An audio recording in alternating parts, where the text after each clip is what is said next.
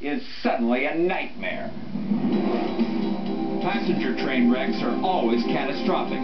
These cars weren't hauling freight. They were filled with people. Making it worse, even if someone survives a train wreck, the car itself can become a vault survivors can't get out of, as it sinks in a river or is engulfed in flames. Marshall, Texas. This passenger train derailed as it passed over a section of track where a train had derailed 2 years before. In the moments right after the wreck, an Amtrak employee shot this video of the passengers emerging. This woman wasn't expecting to get out of the train this way when she got on board. Here a family lifts their baby to safety. Minutes before, these people were enjoying a peaceful train ride. Now they wander by the twisted cars, wondering what went wrong.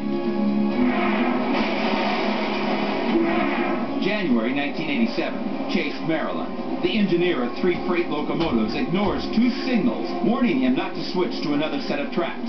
He pulls in front of an Amtrak train that's speeding up fast behind him. In the complex railroad system, 2 trains often share the same track without problems. But it depends on everyone following the rules. And this engineer had ignored them. He put his locomotives in the wrong place at exactly the wrong time.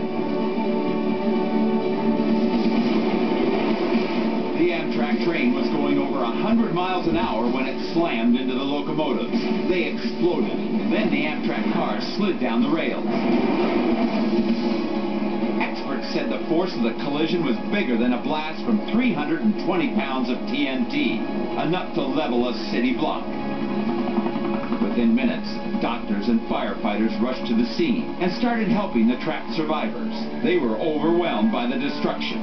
Here's what's left of a passenger car. This used to be the door. Now it's twisted upside down. Rescue tools are dwarfed by an enormous train wreck. Tools like the jaws of life just aren't built for something as big as a train car.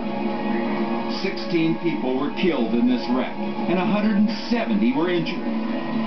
Rescuers worked 24 hours before the last victim was free. The engineer of the freight locomotives had traces of marijuana in his blood. Also, someone had deliberately disconnected an alarm in the locomotive that would have warned he was on the wrong set of tracks. He later said signals had come too late for him to stop his engine, but investigators say that just wasn't true.